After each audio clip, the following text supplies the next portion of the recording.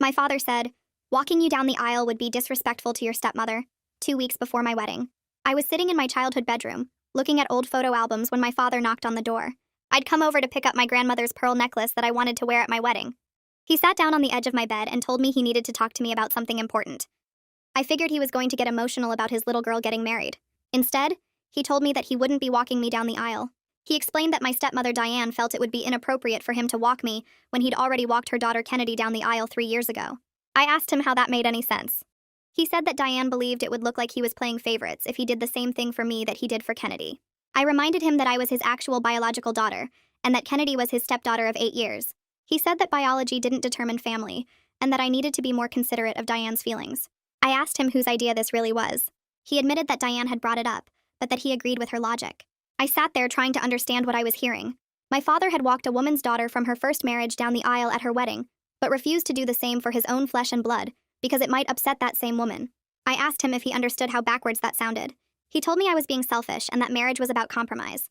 I said I wasn't married to Diane, so I didn't need to compromise with her. He said that comment was exactly the kind of attitude that made Diane feel unwelcome in our family. I wanted to scream that Diane had made me feel unwelcome in my own family for the past 8 years, but I knew it wouldn't matter. My father had chosen his side a long time ago. I took my grandmother's pearls and left without saying goodbye. When I got home, I told my fiancé Nathan what happened. He was furious on my behalf and offered to talk to my father man to man. I told him not to bother because my father's mind was made up. Nathan asked who I wanted to walk me down the aisle instead. I said I'd walk myself before I gave my father the satisfaction of seeing me beg. The next 2 weeks were torture. Diane called me 3 times to explain that she hoped I understood her position, and that she really did see me as family. I didn't answer. Kennedy texted me saying she'd heard what happened and that she thought her mom was being ridiculous, but that she didn't want to get involved. I didn't respond to her either. My father sent me an email that was clearly written by Diane saying that he loved me, and that he hoped I would come to see this as an opportunity to show my independence as a modern woman. I deleted it without finishing. The day of my wedding arrived and I felt strangely calm. My mother had passed away when I was 12, and I'd always imagined my father being there for the big moments she couldn't attend. But I'd learned to stop expecting things from him years ago. The ceremony was held at a vineyard outside of town. Nathan's family filled one side of the aisle, and my small collection of aunts and cousins and friends filled the other. My father and Diane and Kennedy sat in the second row, because I'd asked my aunt to make sure they weren't in the front. When the music started, I walked down the aisle alone. I kept my head high and my eyes on Nathan, waiting for me at the altar. I didn't look at my father. I didn't need to. The ceremony was beautiful, and Nathan cried when he said his vows, which made me cry too. After we were pronounced husband and wife, we walked back down the aisle together and everyone cheered. At the reception, my aunt gave a toast that made everyone laugh and then cry. Nathan's father gave a toast that welcomed me to their family with so much warmth that I almost lost it completely. Then it was time for the father-daughter dance. I'd removed it from the program weeks ago, but I hadn't told anyone except Nathan and the DJ. When the DJ announced that we'd be skipping to the bouquet toss, I watched my father's face from across the room. He looked confused, then hurt, then angry. Diane leaned over and whispered something in his ear. He stood up and walked toward me. I was standing with Nathan's mother when my father approached and asked why there was no father-daughter dance. I told him there was no father to dance with. He said that was cruel and unnecessary. I told him that walking your daughter down the aisle was a tradition, and he'd decided traditions didn't matter when they inconvenienced his wife, so I figured I'd apply the same logic. His face turned red and he opened his mouth to respond, but Nathan appeared beside me and asked if everything was all right. My father's mouth hung open mid-word when Nathan stepped closer to me. I felt Nathan's hand settle on the small of my back, warm and steady, and for a second everything in the reception hall seemed to pause. Then Nathan's brother Damon moved between us and my father, not aggressively but definitely intentional, creating a wall of person that made it clear the conversation was over. My father blinked at Damon like he couldn't quite process what was happening. The music kept playing somewhere behind us, and I could hear people laughing at one of the tables near the dance floor, completely unaware of the tension crackling in our little corner. Nathan leaned down close to my ear and asked quietly if I wanted to leave, if this was too much, if we should just go. His voice was gentle, but I could feel how tense his body was next to mine, ready to get me out of there if I said the word. I shook my head and told him no way, absolutely not, because I refused to let my father chase me out of my own wedding reception. Nathan squeezed my hand and nodded, then guided me away from where my father still stood looking shocked. Damon stayed put for another few seconds, just standing. A few guests near them pretended to be very interested in the cake options, while obviously listening to every word. I couldn't hear what they were saying, but I didn't need to. Diane was mad that her plan had backfired, and my father was probably trying to figure out how to salvage his image. My aunt materialized beside me so suddenly I almost jumped. She took my hand and squeezed it hard, her eyes bright, and told me she'd been waiting 8 years to see someone stand up to him like that. Her voice was fierce and proud, and it made my throat tight. She said Nathan was a keeper, and that she was glad I'd married someone with a spine. Unlike Sir, she said I'd embarrassed my father in front of everyone, and that's not how family treats each other. The words came out smooth and practiced like she'd rehearsed them on the walk over. I looked at her hand on my arm, and her face brightened for a second like she thought she'd won. Then I pulled my arm away and turned my back on her. I walked straight toward where Nathan's parents were standing near the bar. I didn't look back, but I felt Diane standing there behind me, probably trying to figure out what just happened. Nathan appeared at my side again, and his mother reached out to hug me without saying anything, just pulled me in and held on tight. My father and Diane left maybe 10 minutes later. They made a whole production of it too, gathering their things loudly and saying goodbyes to people near the door in voices that carried across the room. Several guests definitely noticed, and a few looked uncomfortable or confused. Kennedy didn't leave with them. She stayed in her seat at a corner table, hunched over a drink, looking like she wanted to sink through the floor. I saw her glance toward the exit when my father and Diane walked out. Then she looked down at her glass and didn't move. Freya came up beside me and linked her arm through mine without asking if I was okay or making a big deal of anything. She just announced in this bright, loud voice that it was time for the bouquet toss and started pulling me toward the middle of the dance floor. Suddenly, Nathan's cousins were there, and my friends from college and my aunt, all of them crowding around me with big smiles like we were going to have the best time. The DJ caught on quick and started playing upbeat music and calling all the single ladies to the floor. The energy in the room shifted so fast it almost gave me whiplash, from tense and awkward to fun and celebratory. The reception actually became joyful after my father left. It sounds terrible to say, but it's true. The whole room felt lighter, like someone had opened windows and let fresh air in. People laughed louder and danced more and stopped throwing worried glances at our family drama corner. Nathan's father found me during a slow song and asked if he could have this dance. We moved onto the floor together, and he told me he was honored to have me as a daughter, that his son had chosen well, that he could see I was strong and kind, and exactly the kind of person he'd hoped Nathan would find. His voice was thick with emotion, and his eyes were wet. I started crying a little, but they were good tears for once, the kind that come from feeling valued instead of rejected. He hugged me tight when the song ended and told me I always had a family with them, no matter what. I realized standing there in his arms that this was what having a supportive father figure felt like, this warmth and acceptance without conditions or scorekeeping. Kennedy approached me near the end of the night when I was saying goodbye to some of Nathan's relatives. She looked nervous and kept twisting her hands together. She said she needed to apologize for not speaking up sooner about her mother's behavior. Her voice was quiet and rushed, like she was afraid I'd walk away before she finished. She said she'd always been scared of Diane's reactions, that she'd learned to just go along to keep the peace. But watching me set boundaries tonight made her realize how messed up their whole dynamic was. She said she was sorry for texting me that she didn't want to get involved because she should have gotten involved. She should have told her mother she was being ridiculous. I looked at Kennedy standing there looking miserable and conflicted, and I told her I understood. I told her I needed some time, though, that tonight had been a lot, and I couldn't process everything right now. She nodded fast and said she understood, that she'd be there whenever I was ready to talk. She hugged me quickly and then left before I could say anything else. 3 days into our honeymoon at this beach resort with white sand and clear water, Nathan and I finally had time to just sit and talk about everything that happened. We were on our balcony watching the sunset with drinks we'd made too strong and our feet propped up on the railing. Nathan said he'd never been more proud of anyone than when he watched me walk down that aisle alone. He said watching my father's face when he realized there would be no dance was satisfying in a way he didn't expect, that he'd wanted to punch my father for months, but seeing him face the consequences of his choices was better. We talked about what boundaries we wanted going forward. Nathan said whatever I decided he'd support completely, that if I wanted to cut my father off entirely, he'd back me up, and if I wanted to try to rebuild something, he'd be there for that too. He said the only thing he cared about was protecting me from being hurt like that again. I leaned against his shoulder and watched the sun turn the ocean orange and red. For the first time in weeks, I felt like I could breathe all the way. The email from my father came through on my phone while we were having breakfast by the pool. The subject line said, "We need to talk about your behavior," in all caps. I showed it to Nathan and we both just stared at it for a second. Then Nathan started laughing, this genuine amused laugh, and I started laughing too at the absolute nerve of it. We sat there giggling like kids at the idea that my father thought he had any right to lecture me about behavior after everything he'd done. I deleted the email without reading past the first line that started with, "I'm very disappointed." Nathan flagged down a server and ordered us these fancy tropical drinks with fruit and umbrellas. We toasted to not letting my father invade our honeymoon, and I felt lighter than I had in weeks, maybe months. The rest of that day we swam and ate too much food and didn't check our phones once. When we got home from the honeymoon, there were 2 letters waiting in our mailbox. Both had my father's return address, and the second one had urgent, written across the front in red marker. Nathan pulled them out and held them up, asking if I wanted him to just throw them away without opening them. Part of me wanted to say yes, but I told him I should probably read them, that I needed to know what I was dealing with. We sat on our couch and I opened them one at a time. The first letter said I'd caused a scene at my wedding by removing the father-daughter dance without telling anyone. It said I'd disrespected Diane and made the whole event about my hurt feelings instead of celebrating marriage. The second letter was longer and angrier. It said I was manipulated by Nathan and that I'd changed since getting engaged.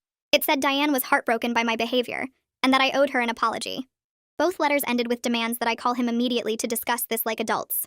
I read them out loud to Nathan, and his jaw got tighter with each sentence. I got out my laptop and sat at our kitchen table. Nathan pulled up a chair beside me, and we started writing a response together. I typed out what I wanted to say, and Nathan helped me edit it, making sure it was firm but not mean, clear but not cruel. The letter explained that his choice not to walk me down the aisle had natural consequences. I wrote that removing the father-daughter dance was my decision to make, and I wouldn't apologize for protecting myself from more hurt. Nathan suggested adding a section about boundaries, and I typed it out carefully. No unannounced visits to our home, no communication through other family members trying to guilt-trip me. Any future relationship would require genuine accountability from him, not apologies for how I felt, but actual ownership of what he'd done. I read it over 3 times, changing words here and there. Nathan read it and said it was perfect, that it said everything it needed to say without being something I'd regret later. I saved it to send in the morning when I had the courage to actually hit the button. I clicked send on the email the next morning while Nathan made coffee in our kitchen. My hands shook a little as I watched the message disappear from my drafts folder. Nathan came over and kissed the top of my head and told me I did the right thing. I closed my laptop and tried to focus on breakfast, but my stomach felt tight.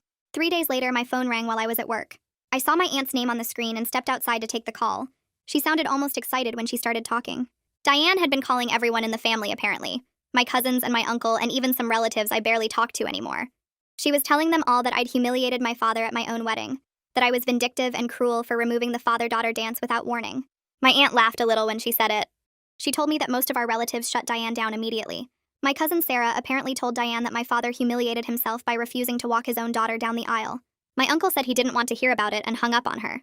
Even my grandmother's sister, who I hadn't seen in years, told Diane she was out of line. I felt something loosen in my chest hearing this. I'd always thought my extended family saw me as difficult or dramatic because that's what my father implied whenever I complained about Diane. But they saw through her. They knew what she was doing. My aunt said she just wanted me to know I had more support than I probably realized. I thanked her and went back inside feeling lighter than I had in days. 2 weeks after the wedding, I was still in my pajamas on Saturday morning when I heard a knock at our apartment door. Nathan was in the shower, so I walked over and looked through the peephole. My father stood in the hallway looking angry and determined. My whole body went cold. I backed away from the door as Nathan came out of the bathroom with a towel around his waist asking who it was. I told him it was my father, and Nathan's expression changed immediately. He pulled on sweatpants and a shirt faster than I'd ever seen him move. The knocking got louder, and then I heard my father's voice demanding to see me, saying he knew I was home because my car was in the parking lot. Nathan walked to the door and opened it just enough to stand in the frame blocking the entrance. His voice was calm but firm when he spoke. He told my father he needed to leave. My father tried to push past him, but Nathan didn't move. He said showing up unannounced violated the boundaries I clearly stated in my letter, and that my father needed to respect those boundaries, or there would be consequences. My father's face turned red and he started yelling that I was his daughter and he had a right to talk to me. I walked to the door and stood beside Nathan. I told my father through the screen that he needed to respect my boundaries, or there would be no relationship at all. My father looked at me like I'd slapped him. His face got even redder and he said I was manipulated by Nathan, that I never acted like this before I got married. Nathan actually laughed at that. He said maybe I never had someone supporting me enough to stand up for myself before. My father opened his mouth and closed it again. He had no response to that truth. He stood there for another few seconds looking between Nathan and me like he was waiting for one of us to break. When neither of us did, he turned and walked away down the hallway. Nathan closed the door and locked it. I realized I was shaking. Nathan pulled me into a hug and I stood there trying to catch my breath. But I also felt strangely powerful. Nathan had physically stood between me and my father's boundary violations, and I'd held my ground. We called Nathan's parents an hour later to tell them what happened. They invited us for dinner immediately, saying family supports family. That evening at their house, Nathan's mother hugged me tight when we walked in. She said she was sorry my father couldn't see what an amazing daughter he had. I felt that grief again for the parent relationship I would never have. But I also felt grateful for the family I was building with Nathan. A month after the wedding, Kennedy texted me asking if we could meet for coffee without her mother knowing. I stared at the message for a long time before responding. Part of me wanted to ignore it, but I was curious. I agreed to meet at a cafe across town where we were unlikely to run into anyone we knew. Kennedy was already there when I arrived, looking tired and older than I remembered. She ordered a latte and I got tea, and we sat at a corner table away from other customers. She admitted that living with Diane's constant manipulation was exhausting. She said she'd been walking on eggshells her whole life trying to keep her mother happy. I listened and watched her twist her napkin into shreds. She told me watching me set boundaries at the wedding made something click for her. She realized she didn't have to keep sacrificing her own peace for her mother's ego. We talked for almost 2 hours, and I saw my stepsister clearly for the first time. She was someone also damaged by Diane's narcissism, just in different ways than me. When we left the cafe, Kennedy hugged me and thanked me for meeting her. The next week, Kennedy told me more about life with Diane. She said her mother had been obsessed with making sure Kennedy's wedding was better than mine. Diane kept comparing everything, keeping score like it was a competition. Kennedy said it made her own wedding day stressful instead of joyful. She admitted she'd felt relieved when she moved out after getting married, but the guilt Diane laid on her for not visiting enough was crushing. I told her about the years of feeling invisible in my own family while Diane played victim. We sat there comparing notes and realizing how many of the same tactics Diane used on both of us. The difference was, Kennedy had lived with it her whole life and thought it was normal. I invited Kennedy to have dinner with Nathan and me the following week. I wanted to keep it separate from all the Diane drama. The three of us had a surprisingly good time. Kennedy and Nathan bonded over their shared love of terrible action movies. We laughed until my sides hurt talking about the worst films we'd ever seen. Nathan told me later he was glad I was building a relationship with Kennedy on our own terms. Kennedy texted me afterward saying she hadn't laughed that much in months, and asking if we could make it a regular thing. I said yes. 3 months after the wedding, I took a pregnancy test in our bathroom while Nathan waited outside the door. The 2 lines appeared immediately. I opened the door and showed him, and we both just stared at it for a minute before he picked me up and spun me around. But the joy got complicated fast. That night in bed, I asked Nathan what role my father would have in our child's life. He got quiet and said he'd been thinking about the same thing. We spent several evenings talking through different options. Supervised visits where my father couldn't be alone with the baby. Limited contact on holidays only. Or no contact at all to protect our child from the same prioritization of step-family that hurt me. I was torn between wanting my child to have grandparents and protecting them from my father's choices. Nathan said whatever I decided he would support completely, but that our child's well-being came first. Before I could make any decision, my aunt accidentally mentioned my pregnancy to my father during a phone call. She called me right after to apologize, saying it slipped out when he asked how I was doing. Within hours, I got an email from my father. The subject line said congratulations in all caps. I opened it and felt my blood pressure spike as I read. He assumed he would be an involved grandfather. He included suggestions for nursery colors and asked when we planned to find out the gender. The presumption that he automatically got access to my child after refusing to walk me down the aisle made me furious in a way I didn't expect. I showed Nathan the email, and he read it with his jaw clenched tight. We sat down that night and created a detailed plan for grandparent boundaries. Any relationship with our child would require genuine accountability from my father first. Real apology, not just sorry for how I felt. Acknowledgement of what he'd actually done wrong. Commitment to treating me with respect going forward. I drafted an email explaining that being a grandparent was a privilege earned through respect and healthy relationships, not an automatic right. I wrote that I would not expose my child to someone who couldn't prioritize their own daughter's feelings. The email sat in my drafts for 2 days while I tweaked the wording. I sent it to Freya to read over. She called me immediately and said it was perfect. She said I was protecting my child the way I wished someone had protected me from Diane's influence all those years. I saved the final version and told Nathan I needed one more night to be sure. He said take all the time I needed because this decision would affect our whole family. I sent the email the next morning after Nathan read it one more time and nodded. The send button felt heavy under my finger, but I pressed it anyway. We went about our day trying not to think about it, but every time my phone buzzed, I jumped. 3 days passed with nothing. Then a week, then 2 weeks. I started to relax into the silence. My aunt called to check in, and I told her about the email and the boundaries. She said she was proud of me for protecting my child before they were even born. Kennedy texted asking how I was feeling and if I needed anything. I told her I was good, and asked how the apartment search was going. She said she'd looked at 3 places and was putting in an application for one near downtown. I told her that was great and meant it. At my next doctor appointment, Nathan held my hand while we listened to the heartbeat through the Doppler. The sound filled the small exam room, and I watched Nathan's face light up. The doctor said everything looked perfect and asked if we had any questions. I asked about stress during pregnancy, and she said some stress was normal but to try to minimize it where possible. I thought about my father's silence and realized it was actually helping. No angry letters meant no spike in blood pressure. No manipulation attempts meant I could focus on growing a healthy baby. The doctor scheduled our anatomy scan for the following month and said we could find out the gender then if we wanted. Nathan squeezed my hand, and I squeezed back. The letter arrived on a Tuesday afternoon. I recognized my father's handwriting on the envelope, and my stomach clenched. I set it on the kitchen counter and stared at it for 10 minutes before opening it. Nathan came home from work and found me still standing there. He asked if I wanted him to read it first. I shook my head and opened it. The letter was 2 pages long. My father started by saying he was sorry I was hurt by his decision about the wedding. He said he never intended to cause me pain. Then he said that Diane's feelings had to be considered too, because they were married, and that's what marriage meant. He wrote that he hoped I could understand his position now that I was married myself. He said he was excited to be a grandfather and asked when the baby was due. He suggested we could work out a visitation schedule that worked for everyone. The last paragraph said he hoped I could move past this for the baby's sake, because family was important. I read it twice to make sure I understood what I was reading. Then I handed it to Nathan. He read it standing next to me at the counter. When he finished, he looked at me and asked if I saw it too. I asked what he meant. He pointed to the second paragraph and said my father was apologizing for my feelings, not his actions. He said there was no actual acknowledgement of what he'd done wrong. No understanding of why walking Diane's daughter down the aisle but refusing to walk me was hurtful. No accountability for choosing his wife's comfort over his daughter's wedding. Just sorry you feel that way, and let's move forward because I want access to your baby. I felt something shift in my chest. Nathan was right. This wasn't an apology. This was my father trying to use my child as leverage to avoid actually dealing with what he'd done. I sat down at the kitchen table and opened my laptop. Nathan asked what I was doing. I said I was writing back one more time to make things absolutely clear. He pulled up a chair next to me and put his hand on my shoulder while I typed. I wrote that I appreciated him reaching out, but that his letter confirmed what I already knew. I wrote that apologizing for how I felt was not the same as apologizing for what he did. I wrote that until he could acknowledge that refusing to walk his biological daughter down the aisle while walking his stepdaughter was wrong, we had nothing to discuss. I wrote that being a grandparent was a privilege earned through respect and healthy relationships. I wrote that if he couldn't prioritize his daughter, then he wouldn't have access to his grandchild. I wrote that I would not negotiate on this boundary, and that the decision was entirely his to make. The email sat in my drafts for 3 days. I read it every morning and every night. I changed a few words. I deleted a sentence and added it back. Nathan asked if I was sure, and I said no, but I was doing it anyway. On the third night, I read it one more time with Nathan sitting beside me. He asked if I meant every word. I said yes. He said then send it. I clicked send and closed the laptop. We sat there in the quiet of our kitchen, and I waited to feel something. Regret maybe, or fear. Instead, I just felt tired. Nathan asked if I was okay. I said I didn't know yet, but I would be.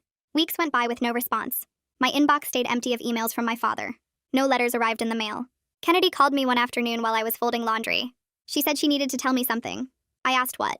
She said Diane had been ranting for days about being excluded from the pregnancy. She said my father mostly stayed quiet during these rants, but that he looked sad. She said she thought he wanted to reach out, but didn't know how without admitting Diane was wrong. I asked Kennedy how she was doing. She said she'd signed the lease on her apartment and was moving out next weekend. She asked if Nathan and I could help her move. I said yes without hesitating. My pregnancy progressed into the 4th month without the constant stress of my father's manipulation. My doctor commented that my blood pressure was excellent. I started showing enough that strangers could tell I was pregnant. Nathan's mother called every week to check in and ask how I was feeling. She never mentioned my father. She never asked if we'd heard from him. She just asked about me and the baby and if we needed anything. At my anatomy scan, we found out we were having a girl. Nathan cried in the exam room while the technician printed pictures. I cried too, but for different reasons. I was happy about the baby, but sad that my father was missing this. Then I reminded myself that he was choosing to miss it. Nathan's parents invited us over for dinner the following Saturday. We drove to their house in the suburbs, and Nathan's mother answered the door with a huge smile. She hugged me carefully and asked how I was feeling. I said good and meant it. Nathan's father gave Nathan a hug and shook my hand, then pulled me into a hug too. We sat down to eat, and halfway through dinner, Nathan's mother cleared her throat. She said they had something they wanted to share with us. Nathan's father smiled and said they'd been working on a project. Nathan asked what kind of project. His mother said they were converting their guest room into a nursery for when we visited with the baby. She pulled out paint samples from her purse and spread them on the table.